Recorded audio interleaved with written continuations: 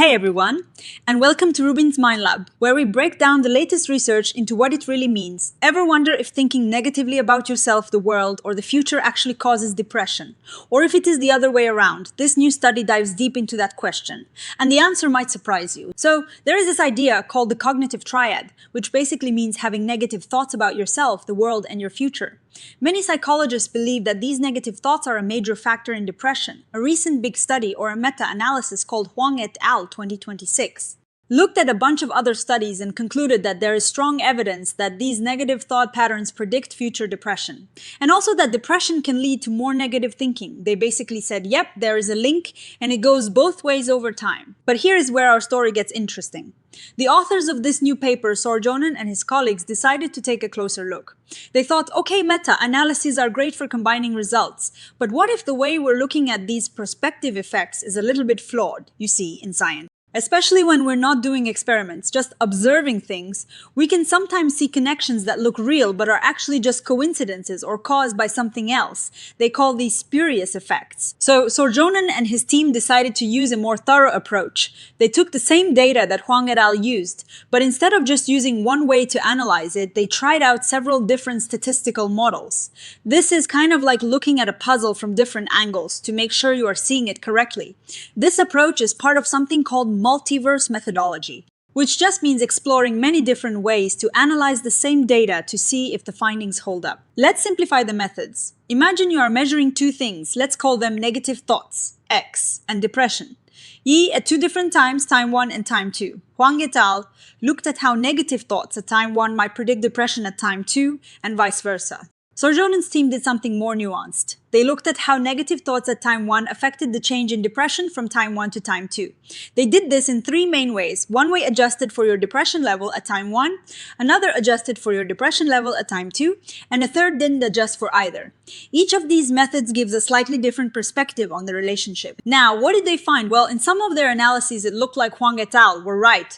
For example, when they adjusted for your initial depression, negative thoughts did seem to predict an increase in depression later on, and depression seemed to predict more negative thoughts. This sounds pretty straightforward, right? But here is the twist. When they used a different way to adjust the data, specifically by looking at the subsequent depression level, things got weird. They found that negative thoughts actually seemed to predict a decrease in depression, and depression seemed to predict a decrease in negative thoughts. This is the opposite of what you'd expect if negative thoughts were directly causing depression. The authors describe this as paradoxical because it goes against the common understanding. And it didn't stop there. Even when they didn't adjust for anything, they found that negative thoughts seemed to predict a decrease in depression, and depression seemed to predict a decrease in negative thoughts. So depending on how they sliced the data, they got completely different, even opposite results. When they combined all these different findings using meta-analysis, as Sorjonen's team suggests, most of these effects turned out to be not statistically significant. What does statistically non-significant mean? Think of it like a flukometer if the flukometer is high.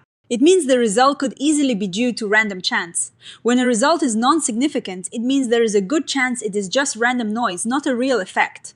So across the board, when looking at all these different analyses, the evidence for a real lasting connection seemed to vanish. This led Sorjonen and his team to propose a different explanation.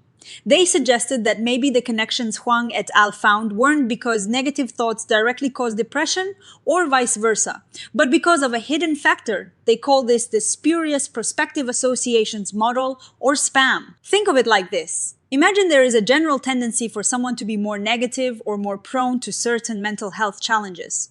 This underlying general negativity might influence both your tendency to have negative thoughts and your risk of depression independently. So you see them moving together over time, not because one is causing the other, but because they're both being influenced by this third, unseen factor. And here is the really strong part. When they tested this SPAM model on the data, it fit excellently. This means the model, which assumes no direct cause and effect link between negative thoughts and depression, explained the data just as well, if not better, than a model that assumes there is one. They even showed a really good fit with a statistical value called RMSE being close to 0. A very low RMC usually means the model fits the data really well. So, what does all this mean? The main takeaway from the study is that the original conclusion by Huang et al., that there is clear evidence for a prospective effect between negative thinking and depression, might be premature. The relationships observed could be spurious, meaning they might be explained by something else entirely, like a general predisposition to negativity, rather than a direct causal link. This is a really important reminder for all researchers, especially those working with observational data where you are just watching what happens, not manipulating anything. Just because two things happen together or seem to predict each other over time doesn't automatically mean one causes the other.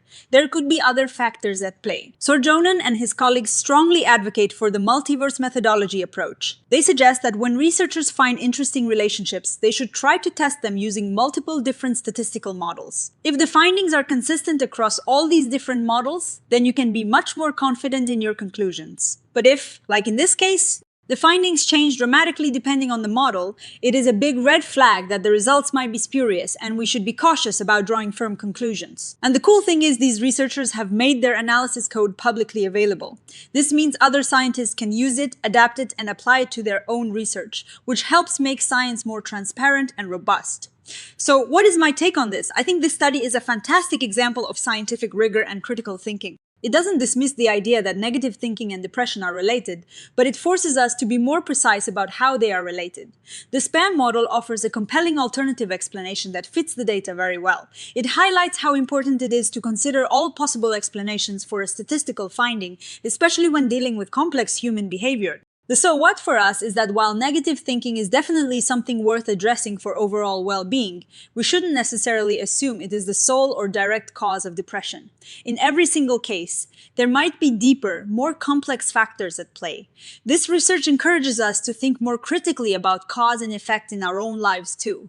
If we notice a pattern instead of jumping to a conclusion, we can ask ourselves, what else could be causing this? This study is a great step towards a more nuanced understanding of mental health. Future research could build on this by trying to directly test the general negativity factor and see how it interacts with both cognitive patterns and depressive symptoms. It also reinforces the idea that simply observing correlations isn't enough. We need to actively test alternative explanations. That is all for this episode of RUBIN'S Mind Lab. What do you think about these findings? Let us know in the comments below. If you enjoyed this deep dive, please give this video a thumbs up, subscribe for more science breakdowns, and hit that notification bell so you don't miss our next episode. See you next time.